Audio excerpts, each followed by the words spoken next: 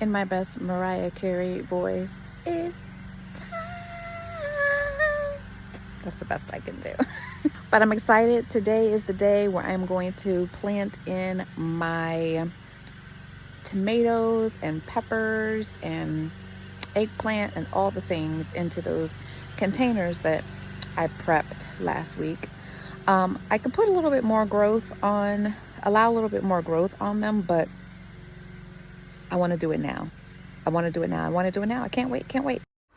So these are the eggplants and tomatoes and peppers that I'm growing from seed. I have all kinds that I'm growing here, and I'm excited. They look good. I'm ready to put them in. They probably could have gotten bigger, but like I said, I'm ready to put them in now. So we're going to do that. I also brought out my gardening notebook, and um, I kind of very I am not art. I'm not a artsy or artistic person, but I kind of labeled where each of my plants are going to go.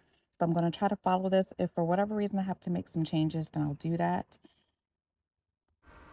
So let's start with the sweetie tomatoes. I grew these last year and loved them. They were so good. These are really sweet cherry tomatoes. Really fun. So I'm pulling these out. I'm using a spoon. This little trick I learned from, I think, Callie Kim's channel.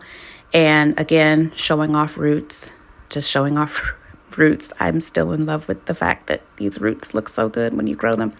So I just moved some of that mulch to the side, and I'm gently removing these tomato seedlings from the containers. I dig a hole and I plant the tomatoes in, just set them in. And so I probably could have put these in a little bit deeper because with tomatoes, you can grow them in deep. But what I'll do is as they grow, I'll just add more soil so that they're covered up and can get more roots on them. But I'm growing 2 of these in this grow bag, and because I want a lot of tomatoes. And then I will cover these back up with the mulch. And I did remove a couple of lower stems from one of these tomatoes just because I ended up burying it under. It ended up being buried under the mulch, so I went on ahead and removed that. The next one is I think this is a California Wonder bell pepper. I grew 2 bell peppers together in one of these grow bags last year, and they both were kind of small. So I'm just going to do 1 in each grow bag, even though I tend to like to grow peppers together, but that's okay. So I split these apart gently. 1 is going to go in 1 grow bag. The other one I'm going to put in the other grow bag. And hopefully I can get some bigger peppers, sweet peppers this year.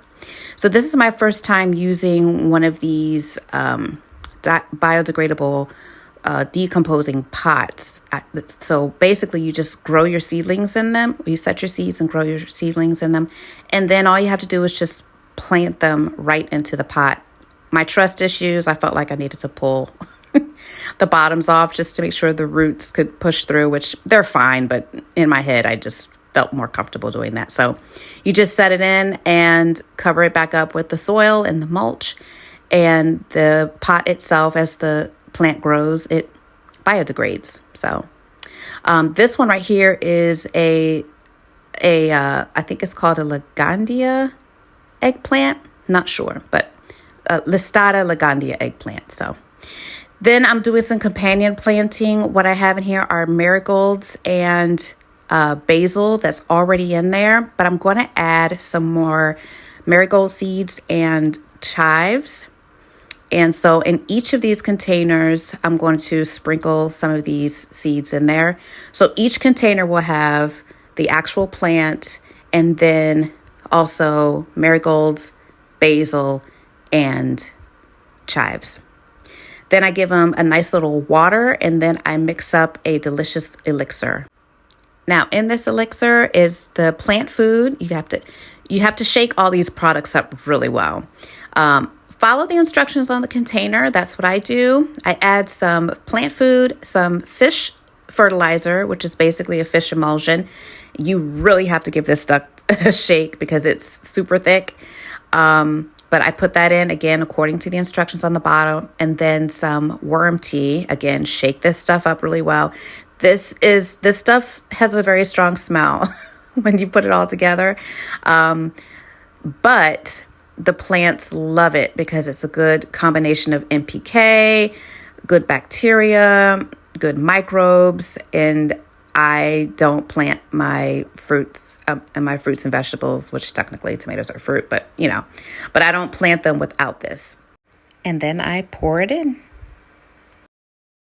So these are all done. They're watered, they're fed, and now we wait. So after you transplant, the plants may look a little bit droopy, but don't worry about it. Give them a little time. In about a day or two, they'll perk right up and they will start looking good and start growing. And so we're just going to see how these look throughout the season. So those are my gardening tasks for the day. I'm going to go and do a quick feed of my onions and my leeks. I may plant out some other stuff either later on today or tomorrow and just kind of get things kind of set up. I'm excited. I can't wait for you all to see everything. I'm trusting and believing that everything that I've planted, or most of what I planted, will come in as I'm desiring it to come in. But gardening, as always, a surprise. Sometimes a good one, sometimes a learning one. And I see a wasp. I have to remind myself wasps are pollinators and they are still beneficials, and it's one of those aggressive wasps. It's not like a cute little blue wasp that doesn't bother you. But anyways, that's it. I'm going to go in the house, cool off, eat something, and I'll see you all in the next video. Happy gardening. Bye.